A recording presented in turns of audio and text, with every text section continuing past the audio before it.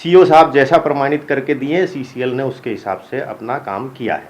CCL के पास अपना एक रिकॉर्ड रखने का विभाग तो होगा कि जिनसे ज़मीन अधिग्रहित किए हैं तो वो ज़मीन के मालिक कौन हैं, ऐसा कोई सेक्शन डिपार्टमेंट है? तो आप ज़मीन उनकी अधिग्रहित कर लिए तो उसका तो आपके पास में बाकायदा डेटा होगा कि इस आदमी की ज़मीन सीसीएल ने ले ली है। आपने जो ये विवाद के बारे में पूछा है, इसके संबंध में सीसीएल की नीति बड़ी स्पष्ट है कि सीसीएल के पास में जो सीईओ से प्रमाणित कागज आते हैं उसके आधार पे सीसीएल संज्ञान लेकर उस पर कार्रवाई करता है। जोहार, नमस्कार दर्शकों। कल हमने देखा कि झारखंड की राजधानी रांची के खिलाड़ी प्रखंड के विश्रामपुर पंचायत में कुछ ग्रामीण हैं जिन्हें की नौकरी की दावेदारी थी और उनके ज़मीन पर कुछ लोग पहुंचे थे नियुक्ति पत्र को लेकर के अपना ज़मीन पे पोजीशन दिखाने के लिए, मगर वहां पर विवाद हो गया।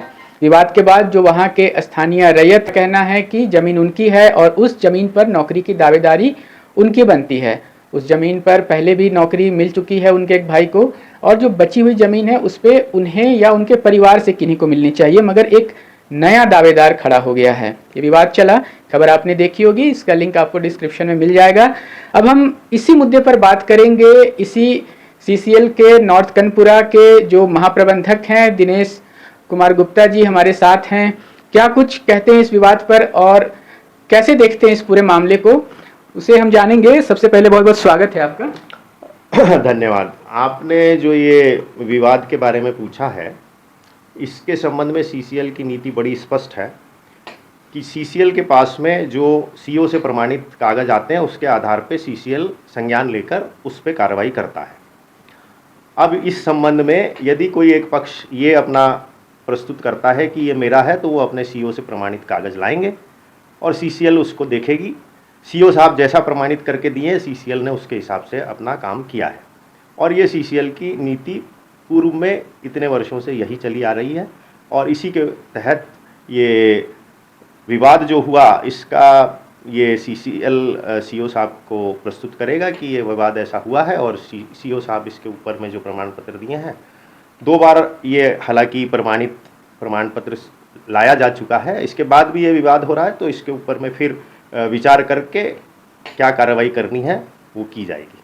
धन्यवाद। छोटे छोटे कुछ सवाल इसी से संबंधित मैं आपसे पूछना चाहूँगा कि सीसीएल के पास अपना एक रिकॉर्ड रखने का विभाग तो होगा कि जिनसे ज़मीन अधिग्रहित किए हैं तो वो ज़मीन के मालिक कौन हैं, ऐसा कोई सेक्शन डिपार्टमेंट है? सीसीएल के पास अपना डिपार्टमेंट है, लेकिन सीसीएल जो भी अपने पास रिकॉर्ड्स हैं उनको सत्यापन सीईओ के द्वारा करवाती है और सीईओ का सत्यापन ही फाइनल उसके लिए माना जाता है और उसी को संज्ञान में लेके काम किया जाता है। ये सत्यापन तो आप नौकरी या मुआवजा जो देते हैं उसके पहले करते होंगे ना? नौकरी और मुआवजा देने के पहले मुआवजे के संबंध में ही बात कर रहे हैं और उसी के तहत ये सत्यापन कराया जाता है।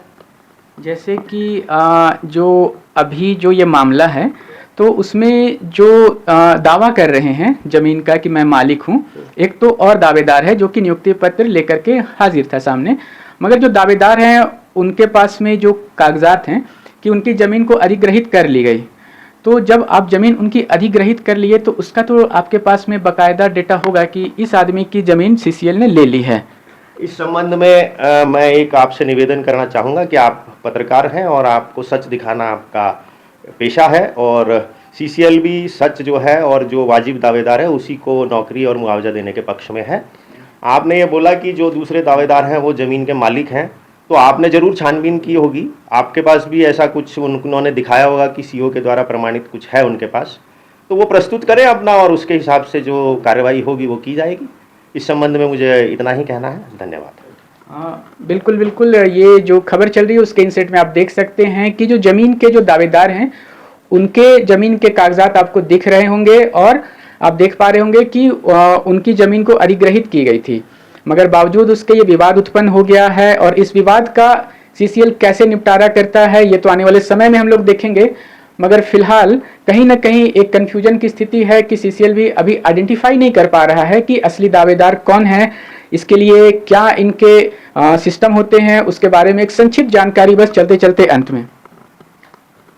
इसके संबंध में मैं आपको पूर्व में भी बोल चुका हूं कि सीईओ के द्वारा जो प्रमाणित हमारे पास कागज आएंगे उनको संज्ञान में लेकर कार्रवाई की जाएगी और फिलहाल हमारे पास में जो एक पक्ष ने कागज प्रस्तुत किए हैं उन कागज़ों के आधार पर ही इसका काम किया जा रहा है, और दूसरे पक्ष का जो अपना है वो इसके संबंध में सीओ से अपना बातचीत करें, क्या उनको करना है।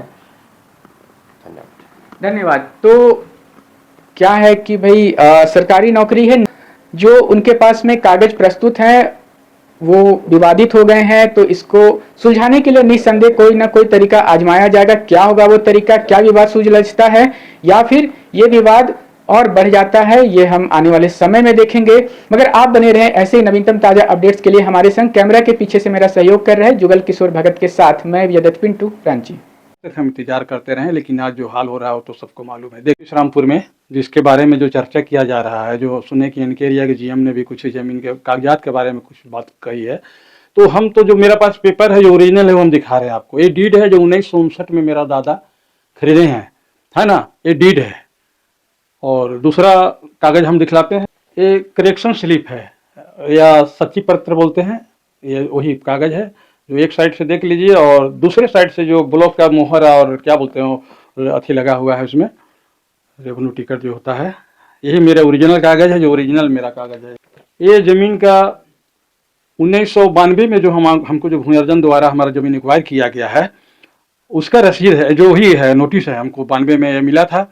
इसी मिलने के बाद में सीसीएल आश्वासन दिया था कि ठीक है इसको आप लेकर आइए, आपके जमीन में काम रहा है। ऊपर से नीचे तक पैसा चाहिए, दरभंगा से लेके पूरे एनकेरिया पैसा, बिना पैसा का तो जमीन एक्वायर नहीं होगा।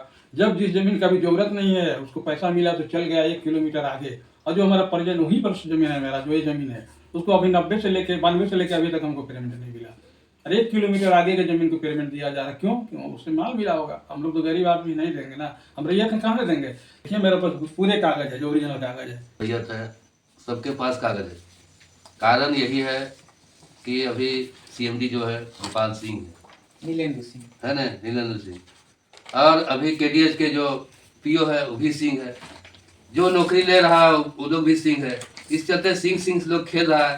और जो खदान है केडीएच को, चाहे इनके एरिया में जितना खदान है सबको बंद करने में यही लोग का हाथ है। इस चलते हम ऊपर से आदेश करते हैं कि आग्रह कर रहे हैं कि भाई ध्यान दें, नहीं तो अन्यथा केडीएच चाहे इनके एरिया पूरा ठप हो जाएगा। इसमें दुश्वार होगा सीएमडी साहब, उसके बाद केडीएच जो पीओ है वो भी सिंह है। कई लोग गोतिया खेल रहा है। कागज है सुशील आपके पास में? ये भूअर्जन ऑफिस के द्वारा नोटिस गेट मिला हुआ है, ये 1992 में मिला हुआ है। ये इनका 6 प्रति पकड़े हैं, और इसके अलावा मेरे पास सारा डॉक्यूमेंट्स हैं। तो देखिए जीएम दिनेश प्रसाद गुप्ता जी, कागजों की बात हो रही थी, कागज तो इन्होंने प्रेजेंट कर दिया। अब बारी आपकी है कि आपके पास जो कैंडिडेट है क्या उसके पास कागज है और क्या वो जेन्युइन कागज है। मिलने आऊंगा फिर मैं आपसे, बताइएगा जरूर।